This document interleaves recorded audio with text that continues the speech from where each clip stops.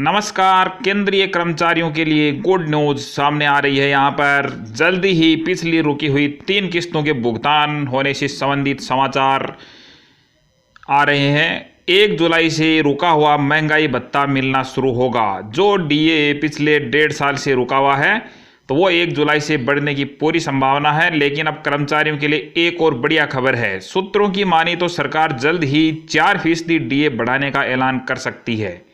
यह जून 2021 के लिए होगा। फिलहाल 17% डीए का भुगतान हो रहा है, लेकिन 3 किस्तें जो ड्यू हो गई है तो 3 किस्त जारी होने के बाद जुलाई से इनका भुगतान 28% हो जाएगा।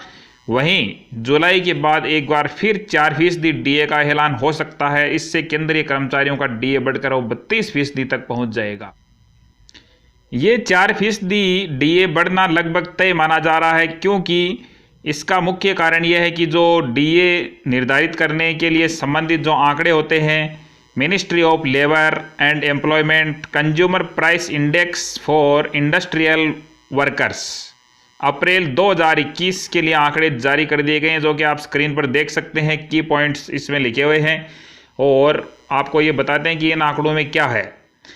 All India consumer price index for industrial workers for April 2021 increase to 120.1 points compare to 119.6 points for March 2021। यानी कि ये जो पॉइंट्स है वो 120.1 पर जा पहुंचे, 119.6 से बढ़कर। ये किस कारण से बढ़ता है महंगाई भत्ता, तो ये इसमें जैसे नीचे मेंशन किया हुआ है। The increase observed in index is mainly due to items like arhar dal, masoor dal, fish, fresh goat meat, poultry, chicken, eggs, hen, edible oils, apple, banana, grapes, litchi. ये बहुत सारी जो चीज़ें हैं वो महंगाई का जो सूचकांक है उसको निर्धारित करती है। ये यहाँ पर इसमें लिखा हुआ है।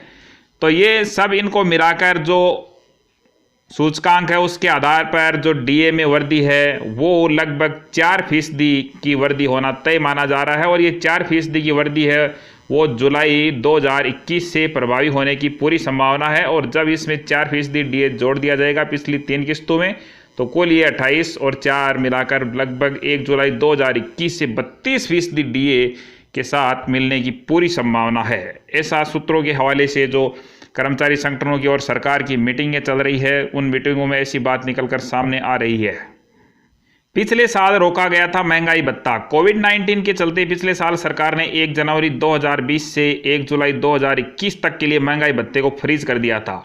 पेंशनरों की महंगाई राहत की रकम भी 1 जुलाई 2021 तक नहीं बढ़ेगी। इस फैसले से सरकार को वर्ष 2021-22 में कुल लगभग 37,000 करोड़ रुपए की बचत हुई है। हालांकि केंद्रीय कर्मचारियों की मांग है कि उन्हें 1 जनवरी के बाद से एरियर का भी भुगतान होना चाहिए, लेकिन केंद्र सरकार ने साफ कर दिया है कि एरियर का भुगतान नहीं होगा। जुलाई 2021 में डीए और डीआर को लेकर जो फैसला होगा उसे एक एक कर लागू किया जाएगा। ये कंज्यूमर इंडेक्स प्राइस आप देख सकते हैं। केंद्र सरकार के स्टाफ को महंगाई भत्ता संबंधी बकाया पाने के लिए और इंतजार करना पड़ सकता है। केंद्र सरकार के स्टाफ सीजीएस की नेशनल काउंसिल जेसीएम मीटिंग टल गई है। ये पहले मई के आखिरी हफ्ते के लिए शेड्यूल की गई थी, लेकिन ये मीटिंग अभी तक नहीं हुई है। केंद्र सरकार ने 1 जुलाई 2021 से अपने स्टाफ को महंगाई भत्ता डीए फिर से देने की घोषणा की थी। 7वें वेतन आयोग से जुड़ी समस्याओं को लेकर national council of JCM, department of personal and training के अधिकारी और वित्त मंत्रालय संपर्क में बने हुए हैं। केंद्रीय कर्मचारियों की प्रतिनिधि संस्था जेसीएम और वित्त मंत्रालय के बीच मीटिंग होनी है। ये मीटिंग मई के आखिरी में होने वाली थी, लेकिन इसके टलने की वजह से डीए के साथ एरियर भुगतान पर कोई अंतिम फैसला नहीं हो सका है। अब ये मीटिंग जून के दूसरे हफ्ते में हो सकती है। ये मीटिंग कोविड-19 के चलते नहीं हो पाई है।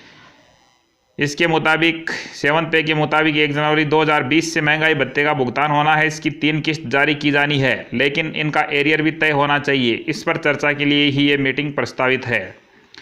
सूत्रों का कहना है कि केंद्र सरकार अपने 48 लाख कर्मचारियों और 65 लाख पेंशनधारियों को महंगाई भत्ता डीए देने की तैयारी कर ली है। इस बात के पूरे आसार हैं कि सरकार डीए की बढ़ी हुई राशि 28% के हिसाब से कर्मियों के खाते में डाल सकती है। CPI-IW क्या होता है? कर्मचारियों का वेतन और डीए का आकलन इस CPI-IW पर ही आधारित होता है। जब इसे आधार वर्ष में परिवर्तित किया जाता है तो सीधा महंगाई भत्ते पर प्रभाव पड़ता है। इसके आधार वर्ष को बदलने से निजी क्षेत्र के कामगारों के न्यूनतम वेतन में भी इजाफा होगा। सरकार इस उपभोक्ता मूल्य सूचकांक कंज्यूमर प्राइस इंडेक्स के आधार वर्ष में परिवर्तन करती है।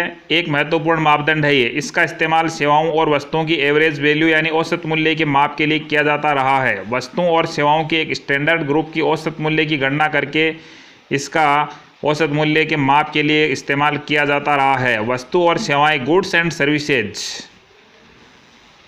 के एक स्टैंडर्ड ग्रुप की औसत मूल्य की गणना करके इसका मूल्य निकाला जाता है, कैलकुलेशन किया जाता है। इसका इस्तेमाल अर्थव्यवस्था में खुदरा मुद्रास्फीति का आकलन करने और कर्मचारियों के डीए महंगाई भत्ते की गणना के लिए भी